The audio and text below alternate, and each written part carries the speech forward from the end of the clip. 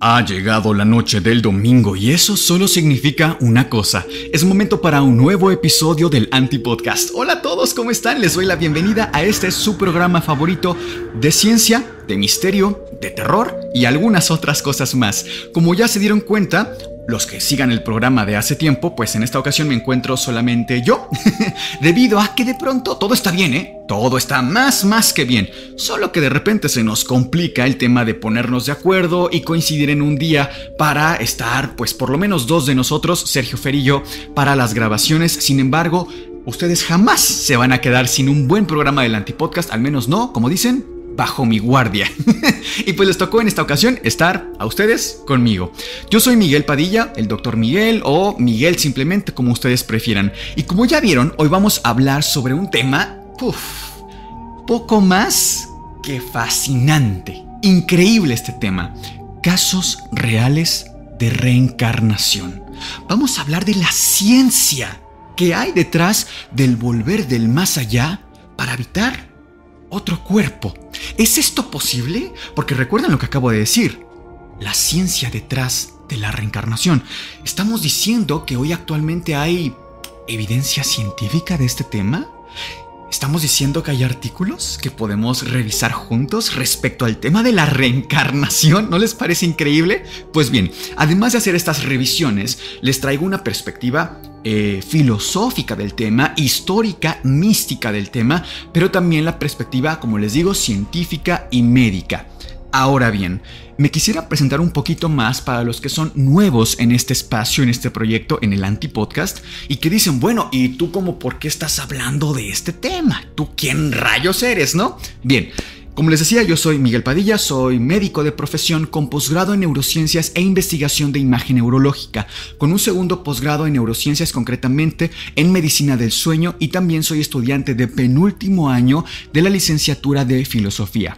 Tengo otros grados académicos, pero no tienen nada que ver con este tema. O sea, aquí no vale la pena decir, por ejemplo, soy políglota, hablo 4 idiomas, bla, bla, bla, bla, bla, algunas otras cosas. No, aquí no venimos a presumir, solamente les comento esto para que sepan un poquito cuáles van a ser mis abordajes respecto a este tema y ustedes sepan que no solamente es el aspecto místico, que no lo menosprecio, pero siento que es importante que si ya tenemos artículos científicos, hablemos un poquito de la ciencia detrás de este tema. Bien, quiero comenzar con dos casos. Bueno, con un caso para empezar, un caso que nos relatan de los años 80. Les comento, resulta que en los años 80 nace una pequeñita de nombre Diluxi Nisanka.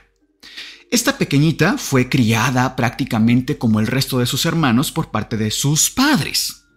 Nada extraño, místico, anormal, más allá que la crianza regular de una familia de la India. Hasta que Nisanka cumple 2 años de edad y hace un par de revelaciones que cambió a la familia para siempre. Estas revelaciones fueron, número 1. Tengo aquí mi computadora para darles el mayor detalle posible porque también vamos a revisar un par de artículos al respecto del tema. Bien, la primera declaración que la pequeña Nisanka, no olviden esto, 2 años de edad. Dice, yo viví antes, luego morí y ahora estoy aquí. ¿Tú qué harías? ¿Tú qué harías si tu hija de 2 años de edad te dice esto? Honestamente a mí me parece algo sumamente inquietante. Escuchen la segunda declaración.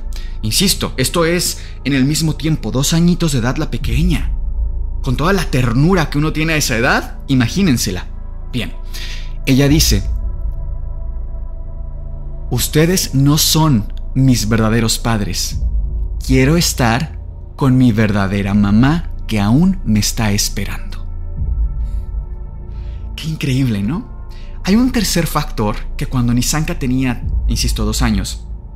Es que insisto mucho en la edad porque a mí me parece increíble, ¿eh? A ver, que si lo dijera alguien de 15, 18 años, digo, a ver, está ahí curioso, pero que te lo digan a los 2 años de edad, hablando casi como si fuera un adulto, a través del cuerpo de una pequeñita.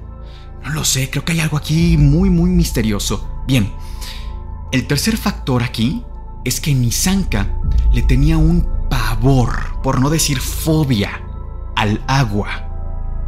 al agua. No podía ni siquiera bañarse sin sentir ganas de salir corriendo del terror que le tenía al agua. Nadie sabía por qué. No es como que en su familia a lo mejor algún tío, algún vecino haya tenido algún accidente, ¿saben? Como cerca del agua, algo. Nada, en absoluto nada.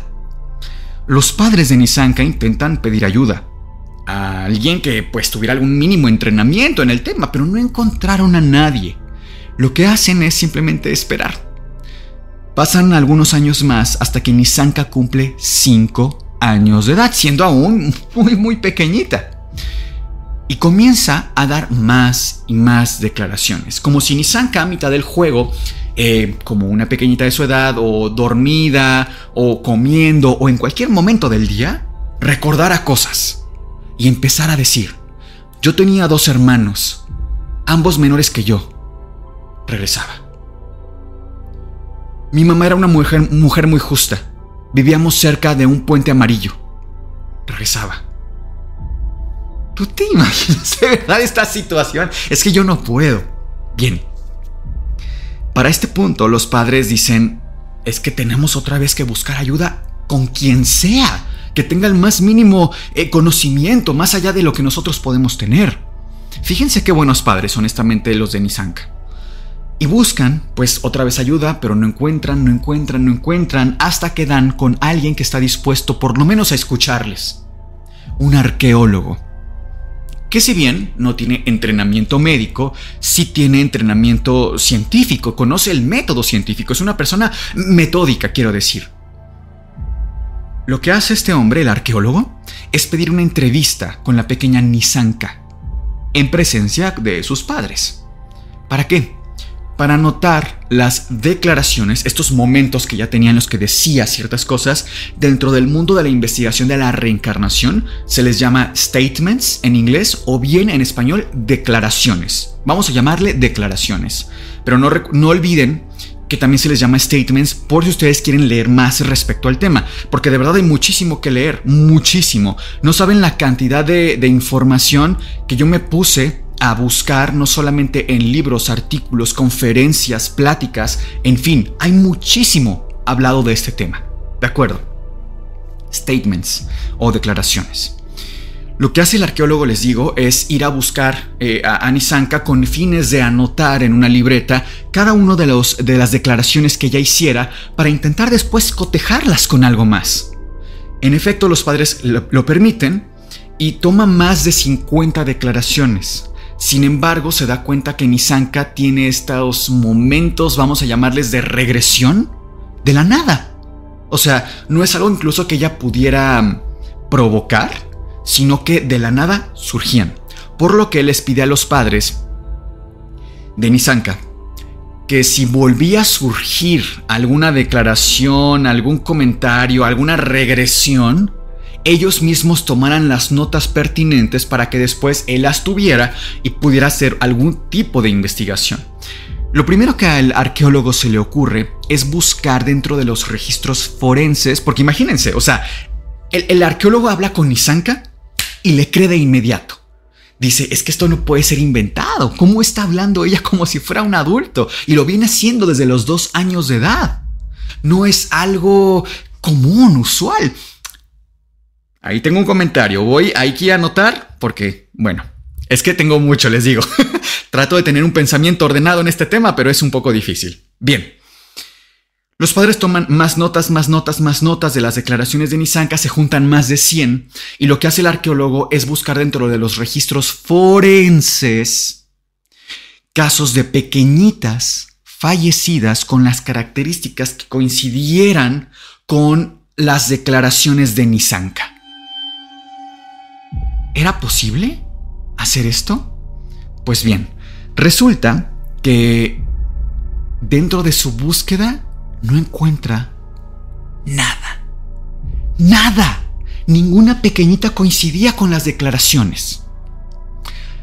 Si bien no coincidía, él no se iba a detener en su investigación y lo que hace es contactar con una periodista de un periódico muy bien posicionado llamado Weekend. Habla con ella y ella se apasiona de inmediato. Lo que hace la investigadora, la periodista, es sacar un artículo en Weekend que sale el 10 de septiembre de 1989, en el cual ella cuenta toda la historia de Nisanka, pero también pone muchas de las declaraciones o statements que hizo ella para ver si alguien contestaba. Realmente sin ninguna intención de que así fuera, porque era prácticamente imposible.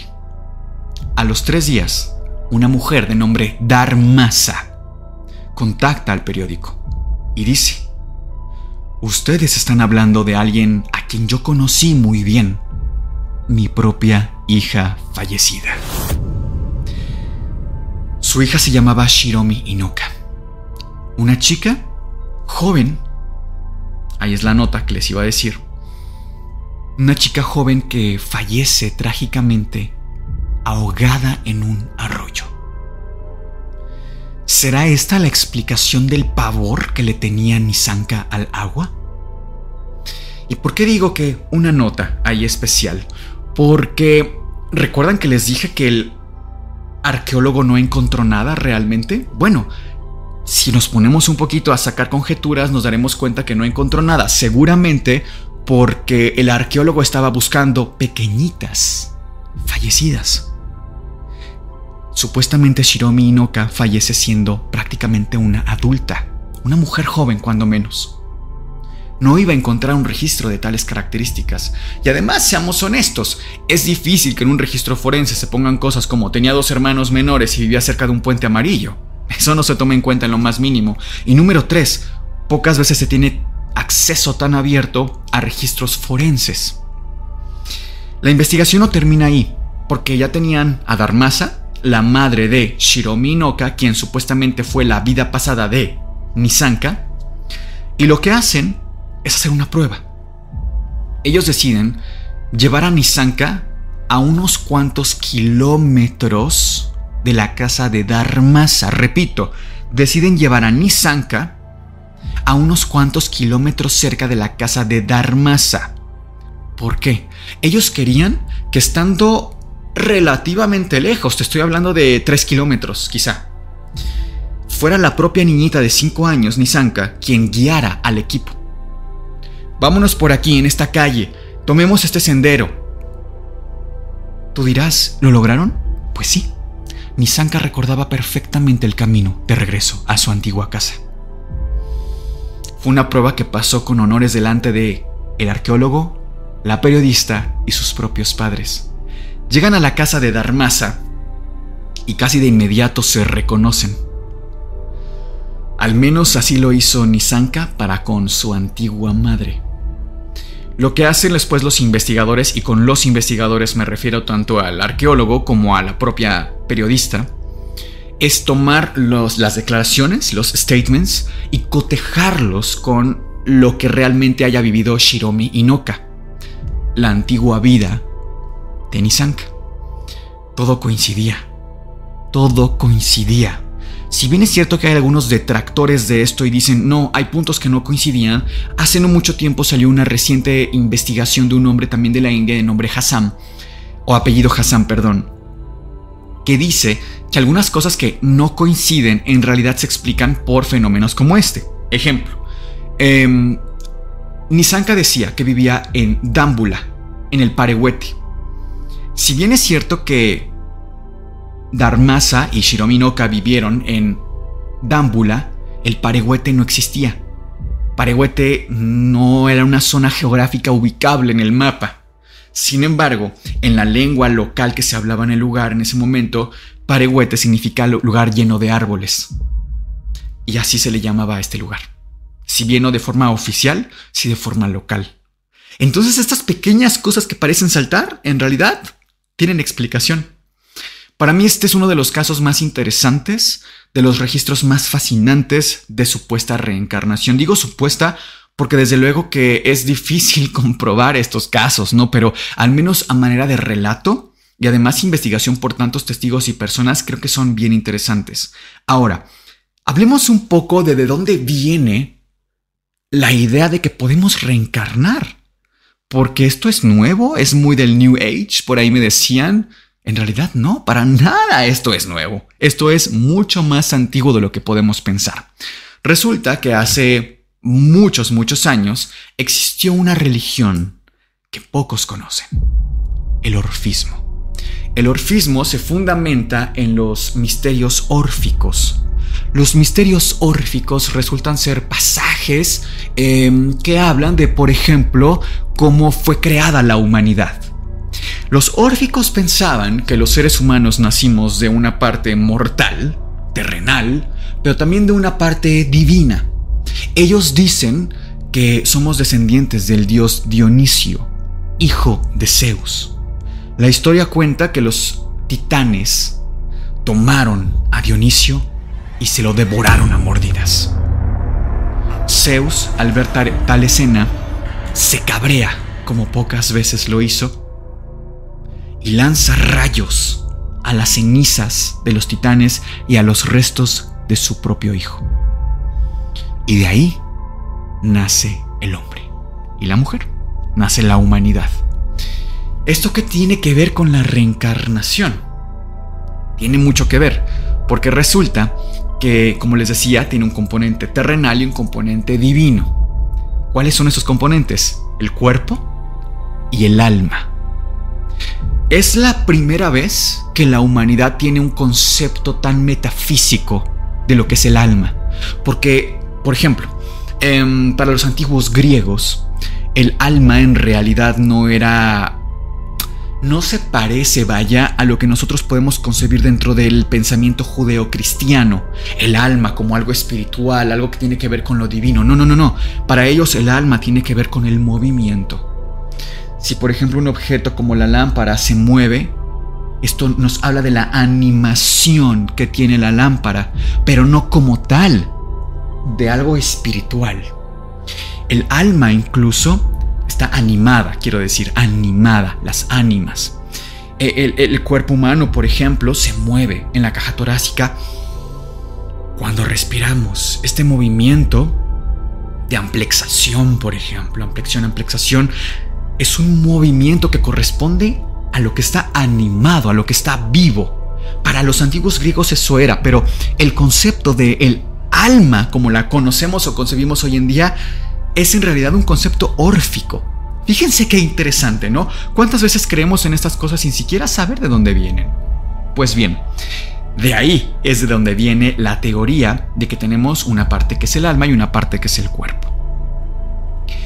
Resulta que dentro del orfismo también se cree que hay ciertos patrones de destino.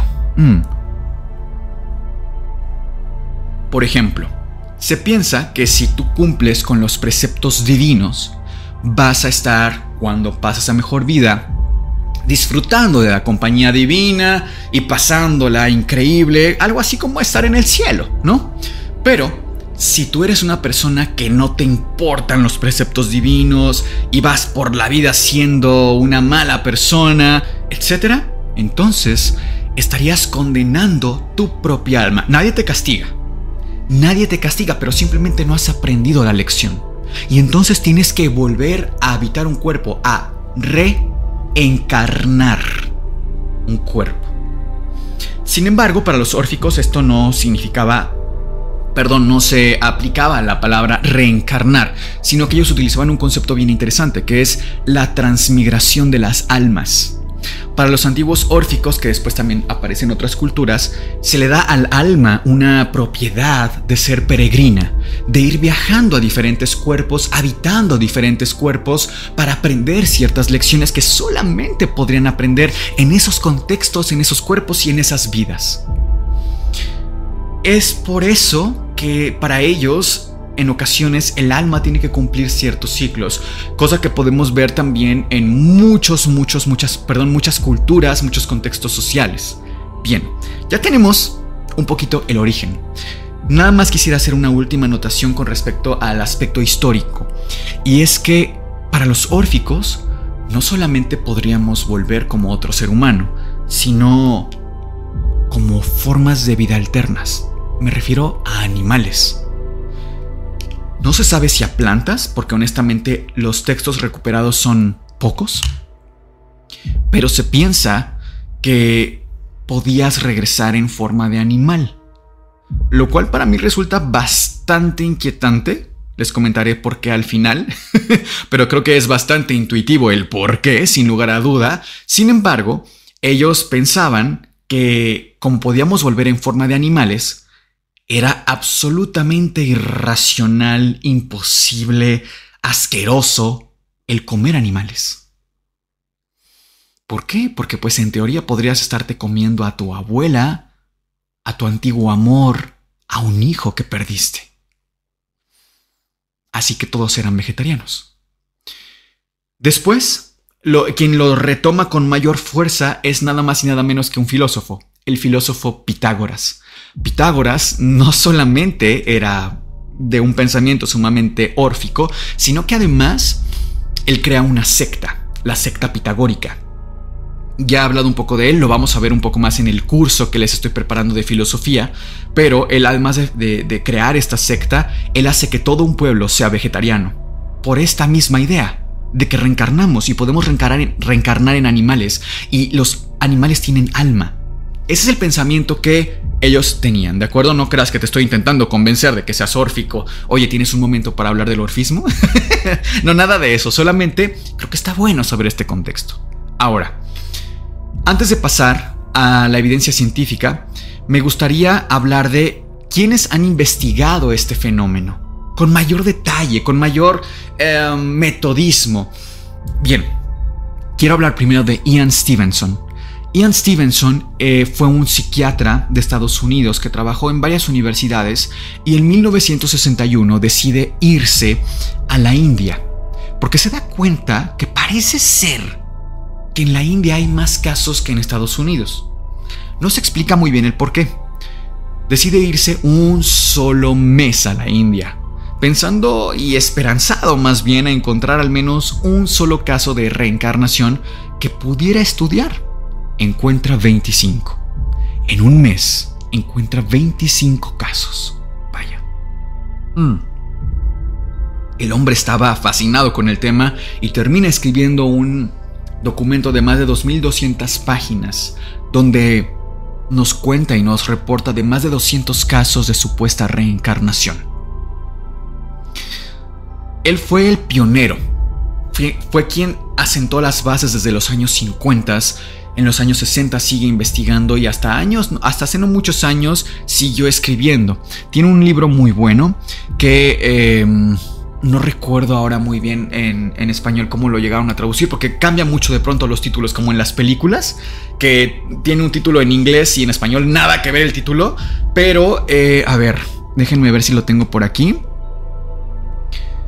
Aquí está. Bueno, lo tengo nada más en inglés, perdón. En inglés es 20 Cases Suggestive of Reincarnation. No sé si en español lo tradujeron literal, pero en inglés ese es el título.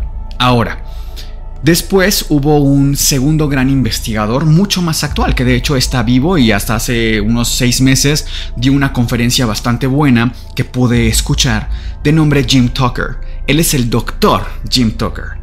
Este doctor es psiquiatra, es investigador desde hace muchos años, prácticamente desde los años 90, desde los años 80, que empieza a investigar este fenómeno y además casos muy en particular. Este investigador es quien nos da este artículo que les voy a mostrar en pantalla, que por ejemplo, él tiene varios artículos, no es el único que tiene, pero dentro de los artículos que él nos muestra está este, que para mí es de los más interesantes porque nos da como un contexto muy general, nos cuenta de ciertos casos. Por ejemplo, el de Kendra Carter, que es una pequeñita, también, insisto, de estas edades, así súper chiquitos, que conoce a una maestra, bueno, más bien a Kendra la meten a clases de natación. Y su maestra hace contacto inmediato con Kendra y Kendra con su maestra, pero una cosa que pocas veces se ve en la vida. Kendra, o sea, todo esto en presencia de la mamá, no crean que hablaban como solas o tenían como algún tipo de comunicación fuera de... No, todo delante de la mamá de Kendra, Veía que su hija tenía muchísima conexión con su instructora. Ella pensó, bueno, quizá es algo normal en los deportes, quién sabe. Resulta que un día Kendra habla con su mamá y le dice, mamá, ¿tú sabías que yo soy el bebé de mi maestra de natación? La mamá así como ¿de qué estás hablando, no? Sí, mamá, es que ella antes estaba embarazada, pero perdió a su bebé. Yo soy ese bebé. Volví. Este caso también fue documentado por el mismo Jim Tucker. Está en el artículo por si lo quieren ir a revisar un poquito más a detalle. Pasaron allá otras cosas, pero les menciono mucho a este investigador porque no saben la cantidad de textos, artículos, conferencias que ha hecho, y les traigo un resumen como punto a punto de cuáles son, digamos, las evidencias científicas que hay detrás de esto, y al final hablaremos de las teorías detrás de la reencarnación. Ok, el primer punto es: casos reportados e investigados son alrededor de 2.500. Yo te pregunto, ¿tú cómo tomas este dato? Te lo repito. Los casos reportados e investigados son alrededor de 2.500. 2.500 casos de reencarnación. ¿Te parecen muchos? ¿Te parecen pocos? Honestamente, hay que decirlo, aunque suenan muchos, son sumamente pocos. Extraordinariamente pocos. Casi insignificantes. Tú dirás, ¿qué? ¿2.500 casos es poco? Sí. Te explico. Ahora, en el mundo, ¿cuántos decesos han existido? Tantos como tantos seres humanos, ¿no? Por lo menos los que ya perecieron. Pero además los que estamos, en algún momento vamos a perecer. O sea, es una cantidad absurda de gente comparado con 2.500. Es cuando dices, wow, ok, me empieza a hacer sentido que no son muchos casos. Pero encuentro una explicación detrás de esto y por eso no desecho el punto a nivel científico. ¿Por qué? Un tema en ciencia que nosotros podamos tocar, que nosotros podamos estudiar, tiene mucha mayor evidencia científica si se puede vender, si se puede capitalizar, si yo puedo sacar un producto de esta investigación científica para obtener un beneficio o retribución económica, no solo para financiar la investigación, sino porque las empresas son quienes están invirtiendo y claro que quieren recuperar su dinero. Para fines de esto, un simple y llano experimento. Si nosotros buscamos en PubMed, que les digo, es un motor de búsqueda de evidencia científica, y buscamos la palabra metformina, vamos a darnos cuenta que hay más de 31,000 estudios relacionados con la metformina. 31,000.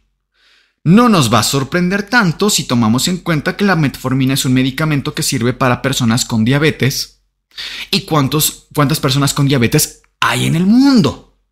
Muchísimas. Es un gran mercado. Se puede capitalizar. Sin embargo, si buscamos la palabra reencarnación, vamos a encontrar poco más de 150 resultados. Comparemos 150 con 31,000. ¡Wow! Vaya que es una diferencia. Claro, en el tema de la reencarnación, hasta el momento no hay ningún producto que podamos vender. Entonces no hay marcas, no hay empresas interesadas en invertir en este tema. Por más casos interesantes que haya, no lo pueden vender. Simple y sencillamente, eso explicaría en gran medida por qué no hay más investigación. Solo se investiga lo que pueda venderse. Es así. Triste, bien, más o menos, es así. Entonces por eso les digo, este dato no lo desecharía de que solo hay 2.500 casos de reencarnación documentados por científicos. Bien. Punto número 2. Usualmente ocurre alrededor de los 35 meses de edad, hasta los 6 años. Quiere decir que para que un pequeñito recuerde cosas de su vida pasada es alrededor de los 35 meses de edad. ¿Puede ser poco antes? Sí. Puede ser, ya saben, hasta los 6 años. No quiere decir que si a los 7 años ya no cuenta. No, quiere decir que la mayoría de los casos se da en ese rango de tiempo. ¿Bien? Parece también ser que cuanto más avanza la persona en edad, más va olvidando de su vida pasada. Bueno, si estudiáramos un poco cómo funciona la mente humana y cómo funciona la memoria, hace sentido, ¿no? Mientras más pasa el tiempo, más vamos olvidando todo. Si me preguntas qué desayuné hoy en la mañana, tal vez recuerde con mucha mayor lucidez que si me preguntas qué desayuné hoy hace 5 años, por ejemplo. Es más, ni siquiera podría hacer el esfuerzo mental, pero bueno. Ahora, punto número 3 de qué dice la ciencia con respecto a la reencarnación. En el estudio de los casos, la clave es la especificidad del relato hablado. Repito, en el estudio de los casos, la clave es la especificidad del relato hablado. ¿Qué quiere decir? Quiere decir que mientras más específico un pequeñito sea, cuando me refiere que recuerda algo de su vida pasada, mejor para la investigación científica. ¿Por qué? Porque si un niñito me relata que vive en Tlaxcala, en México, y me dice, yo reencarné, yo antes era un hombre de nombre José y fallecí en un accidente automovilístico. Bueno, pues interesante tu punto, pero ¿sabes qué? Si yo busco cuántos Josés han perecido en accidentes automovilísticos, simple y sencillamente es muchísima gente. Si en cambio el pequeñito me dice, perecí en un accidente automovilístico, me llamaba José, iba con 2 hijos pequeños y además iba en un carro rojo, bueno, ya estamos disminuyendo, digamos que la muestra que yo pudiera estudiar. Y puedo cotejar, puedo comparar, puedo investigar. Por eso dice, en el estudio de los casos, la clave es la especificidad del relato hablado. Mientras más específico, más se puede estudiar. De nada sirve que un pequeñito, digamos tu hijo, tu primo, tu sobrinito, te diga, yo recuerdo una silla amarilla. ¿Sí me explico? Por eso les digo, este episodio yo sé que a mucha gente puede que le guste, puede que no, porque va a decir, pero yo sí tengo un sobrino que se acuerda de una silla amarilla, por ejemplo, ¿no? ¿Cómo desecho eso? Bueno, pues simplemente no lo deseches. Como historia familiar es lindo, pero a nivel de evidencia científica eso no es ninguna evidencia. ¿De acuerdo? Ok. Punto número 4. Parece haber una relación sanguínea. Parece haber una relación sanguínea o geográfica en la mayoría de los casos. No en todos, en la mayoría. Y nos da el caso de Gus Ortega. Les cuento de Gus Ortega, que es uno de mis casos favoritos también de este tema. Gus Ortega es un pequeñito en Colorado de 1.5 años de edad, exactamente 18 meses. A Gus Ortega, su papá le está cambiando el pañal. 18 meses de edad, le está cambiando el pañal, cuando el pequeñito, Gus, voltea la mirada hacia su papá y le dice textualmente, cuando yo tenía tu edad, era yo quien te cambiaba el pañal. No puedo dimensionar los sentimientos que eso causan en un padre. No me parece gracioso, no me parece tierno, me parece muy inquietante. Que tu hijo de 2 años te diga, yo te cambiaba el pañal. Bueno, resulta que pocas semanas después, Gus Ortega dice, yo fallecí en un hospital. El padre de Gus, de nombre Ronald Ortega, dice, a ver, fallecí en un hospital y me cambiaba el pañal cuando él tenía mi edad. La única persona que tiene esas 2 características es mi papá, el abuelo, de nombre Oji. El abuelo Oji falleció exactamente un año antes de que Gus naciera. Había un año de distancia entre el deceso de Oji, el abuelo, y el nacimiento del nieto, Gus. El padre, Ronald, decide hacer un pequeño experimento. Lleva fotografías de muchas personas, 15, 20 personas, en una fotografía grupal, vamos a llamarlo, como de estas de escuela, de graduación, y se la enseña a su hijo. Y le dice, señálame cuál eras. Sin dudarlo, así con el dedo, yo era este. ¿Adivinen? El abuelo Oji. Wow. Bueno, pues Jim Tucker, el investigador, el psiquiatra de la Universidad de Virginia que les he comentado que tiene tanto documentado estos temas, va a entrevistarse con el pequeño Gus. Y las sorpresas no pararon, porque Gus le dice que él sabe cómo funciona la reencarnación. Le explica al investigador, un pequeñito que apenas si uno podría pensar que empieza a hablar, le explica cómo funciona lo que él venía estudiando por años. Bien, resulta que según Gus, los seres humanos, cuando perdemos o nos separamos de la vida, llegamos con una entidad divina. Vamos a llamarle Dios. Podría ser un ángel, podría lo que tú quieras. Vamos a llamarle Dios para fines prácticos porque no se especifica. Y que esta entidad divina, Dios, a algunas personas, no a todas, no es todo el mundo, a algunas personas les da un regalo que parece algo como una luz. Y que esa luz funciona como si fuera una especie de ticket, de boleto, de billetito que tú puedes, digamos, cambiar para regresar a la vida. Supuestamente, insisto, no es a todos, es solamente a algunas personas. Vamos a teorizar un poco más porque este capítulo es también de ir tomando algunos elementos de aquí y de allá para intentar armar al final una teoría lo más coherente posible, lo más organizada posible. Pero una segunda cosa que cuenta Gus es que las personas que reciben esta posibilidad se les permite regresar. No es a fuerza tampoco. O sea, si tú vas con Dios y te da esta luz, tú puedes regresar. Pero si no quieres regresar, no regresas. También te puedes quedar ahí de una vez con él. Ahora, la segunda cosa que a mí fue lo que me inquietó y me recuerda, a ver ustedes si se acuerdan de qué, es que él tenía una hermana. Ojo, nadie sabía de esta hermana.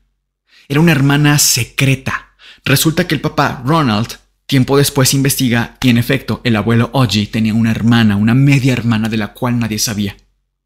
Que había perdido también, pues, la vida debido a un trágico accidente, por no decir a mano de unos malhechores. Pues esta hermana decide regresar, pero regresar en forma de pez. ¿Les recuerda algo que hablamos? ¿No les recuerda a los órficos que decían que podemos volver en forma de animales y por eso es contra natura el comer, por ejemplo, carne? Yo sé que parece que les estoy incitando a que se vuelvan vegetarianos o veganos. No.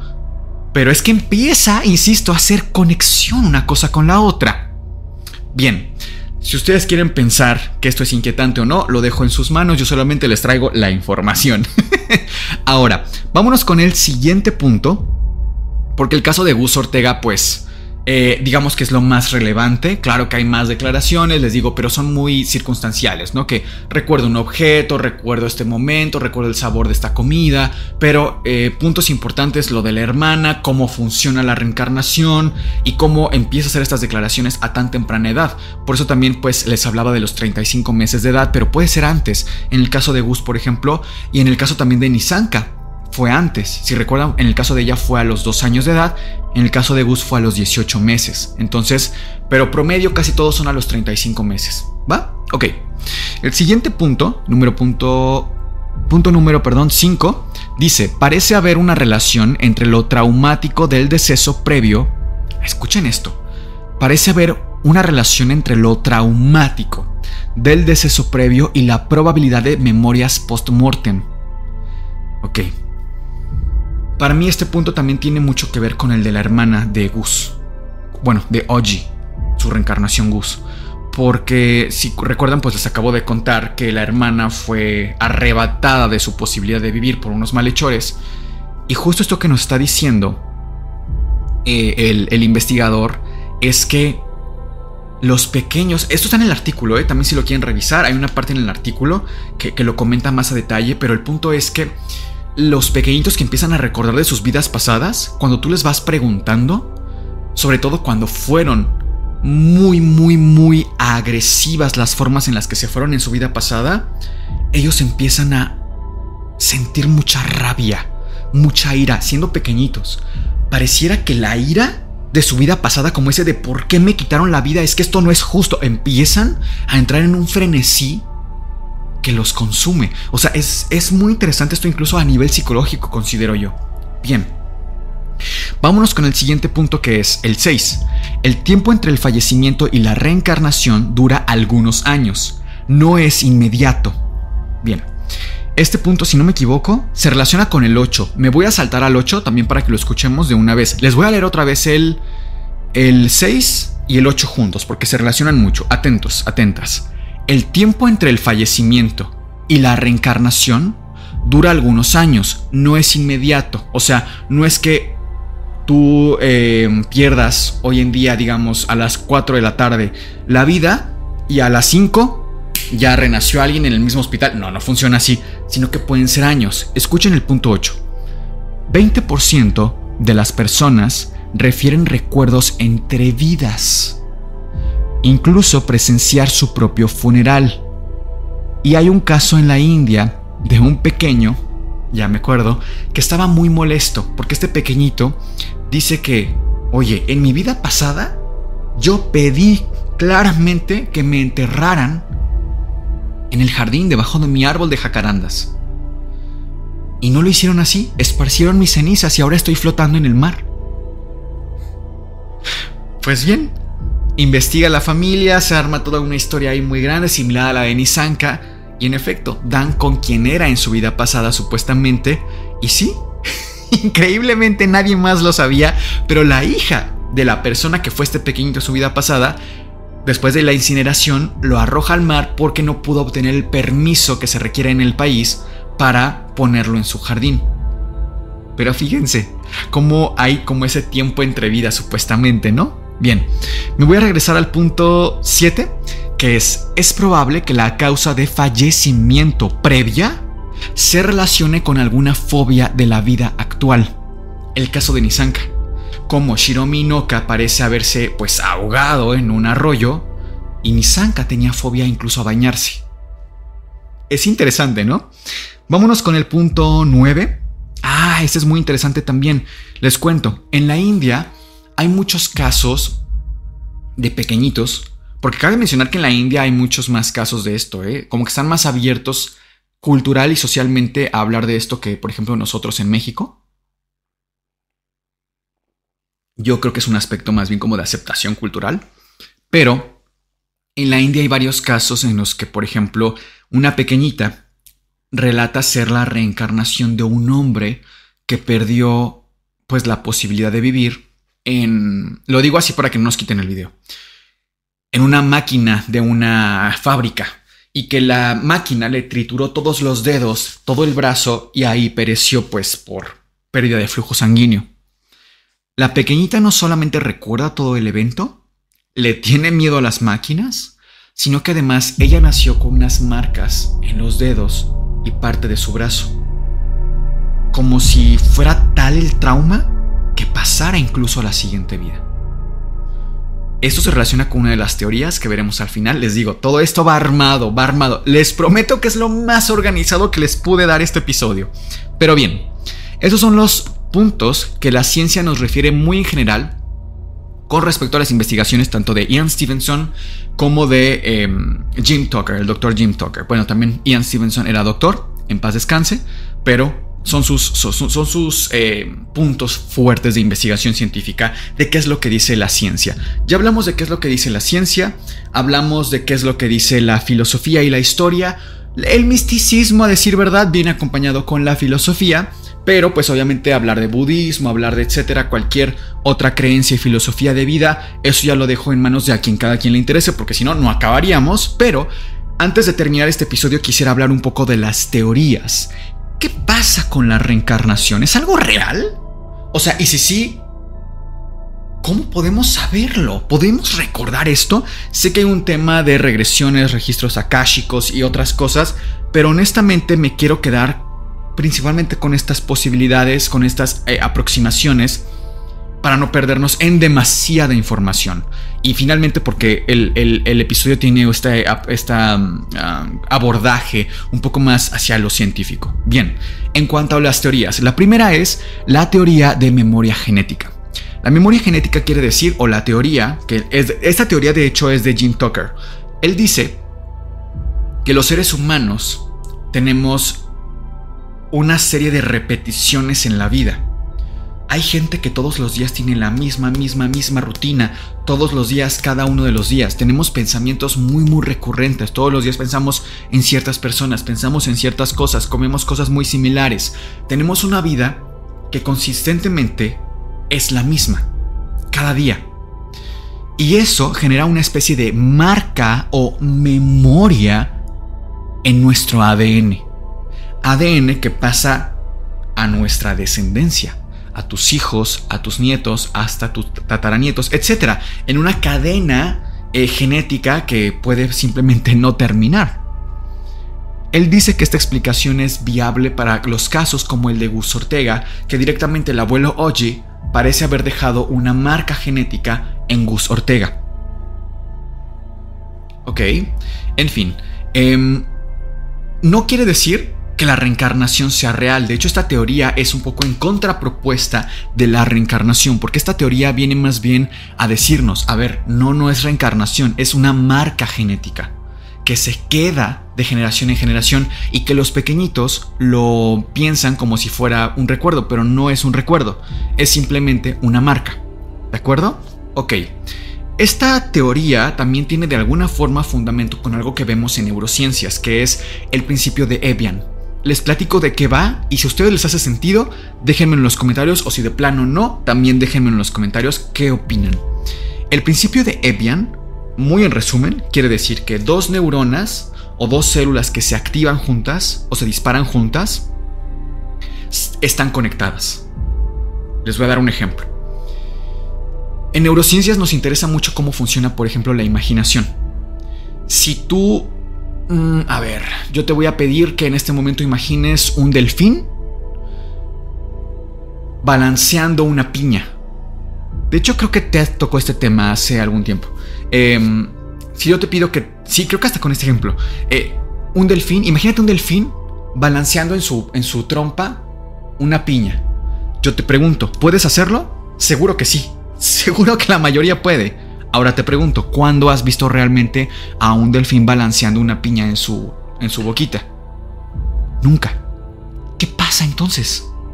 ¿Cómo funciona? En tu cerebro puedes activar partes distantes. ¿Qué serían? Puedes imaginar un delfín porque has visto un delfín, al menos en fotos, en video.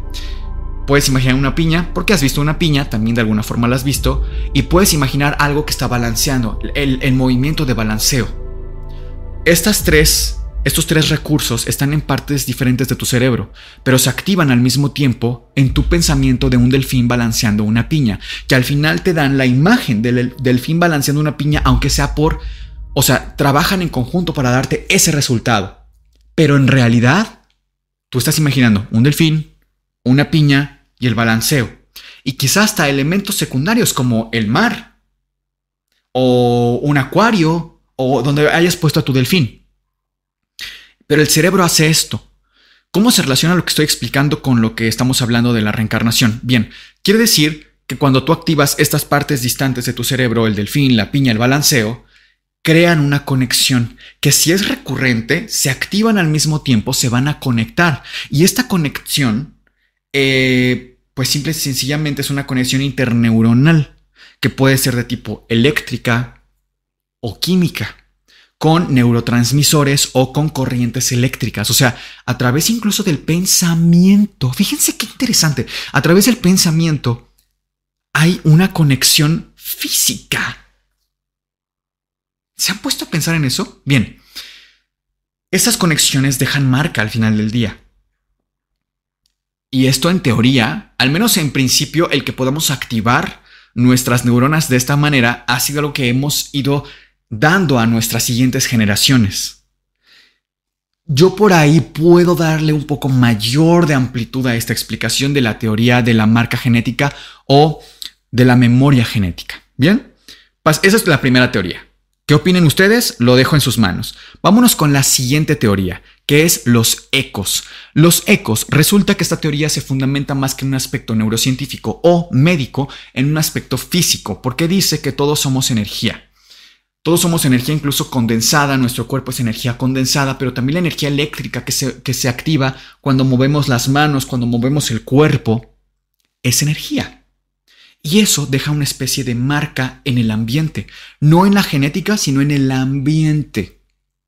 Es algo similar a cuando apagas tu televisor y se queda en la pantalla como algo estático ahí. Incluso en las teles viejitas esto pasaba mucho, como que se quedaba toda la imagen ahí atorada. Y tú la percibes.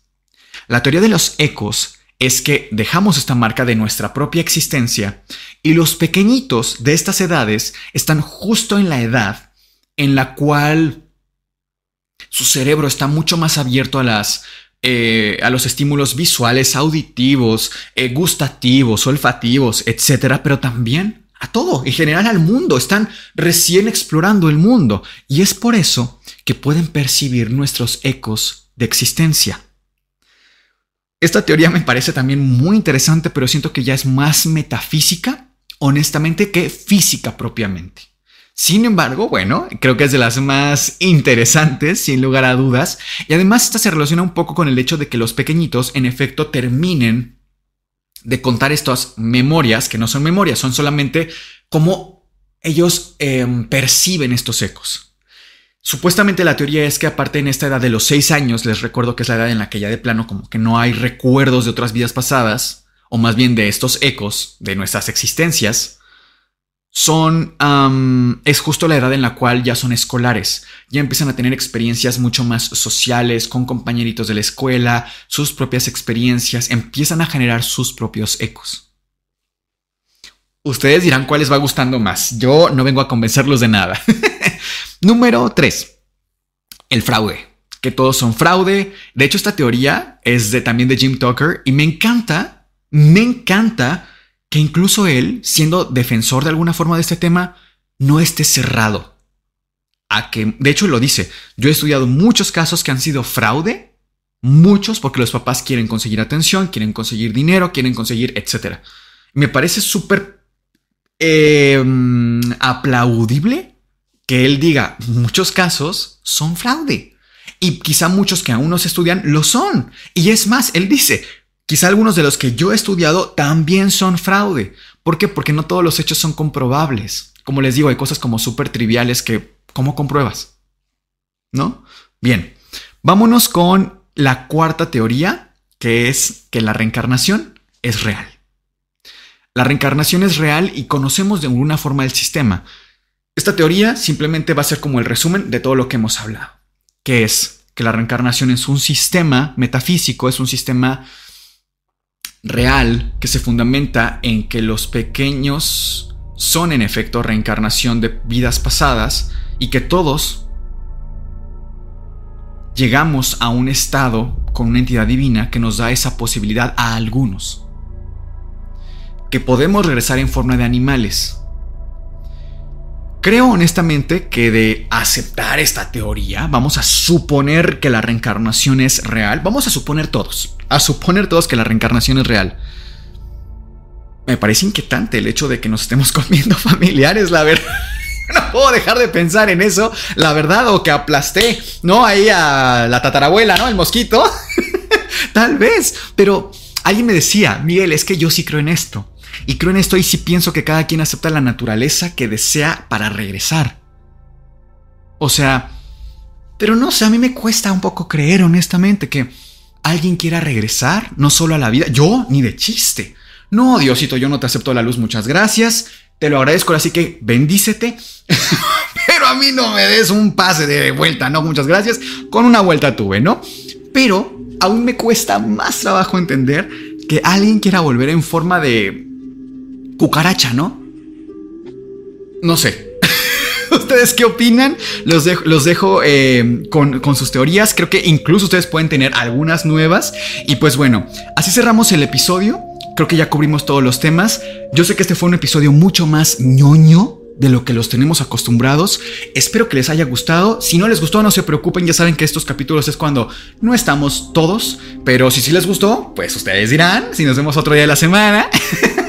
O simple y sencillamente, pues de vez en cuando nos quedamos así, con temas un poquito más de revisión y a ver qué dice la ciencia, etcétera. Es muy interesante.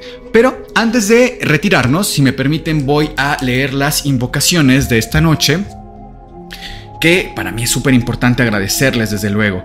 Quiero invocar primero a Michelle García Sil 9LR, quien es miembro fantasma, y dice: hace mucho que sigo su canal, pero nunca me había hecho miembro. Hasta hoy, y no me arrepiento. Amo mucho sus videos. Muchísimas gracias, querida Michelle, por confiar en nosotros. Como saben, la membresía cuesta 49 pesitos mexicanos. Tenemos mucho material extra.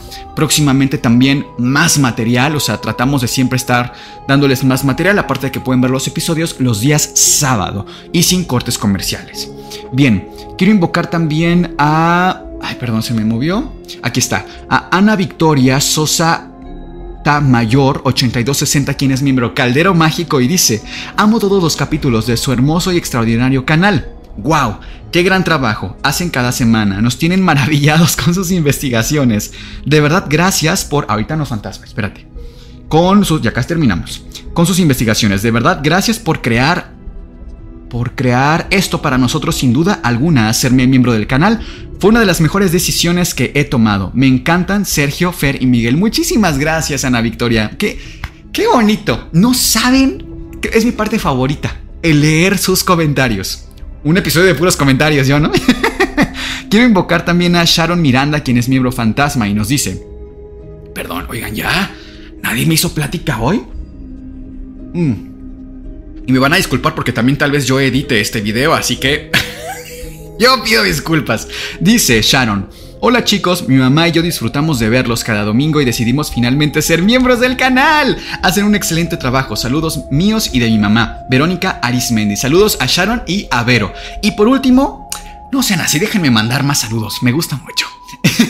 También quiero invocar a Lupita Quesnel 9753, quien es miembro Caldero Mágico, y dice: Miguel, Fer y Sergio, les mando un fuerte abrazo. Soy vecina de ustedes de municipio. ¡Ay, a poco! Vivo en Corregidora. Ah, ok, sí. Soy antisuscriptora y soy feliz de ver sus videos. Gracias, creo Arelo del Zapato. Ah, ok. No sé si lo recomiendo, pero ok. Ese es el capítulo de que les enseñamos a hacer... Bueno, no les enseñamos a hacer, les explicamos un hechizo, ¿ok? Tengo algunas personas que me molestan y molestan. Luego les cuento. Por favor, mándenme saludos. Muchísimas gracias, Lupita. Y mira, desde aquí te mando un conjuro, un hechizo con todo nuestro poder para que esas personas feas ya no te molesten, salgan de tu vida y ya, no te estén molestando. Les mandamos muchos saludos. Bueno, les mando. Nosotros somos Sergio, Fer y Miguel, y esto fue el Anti Podcast. Les deseamos dulces pesadillas.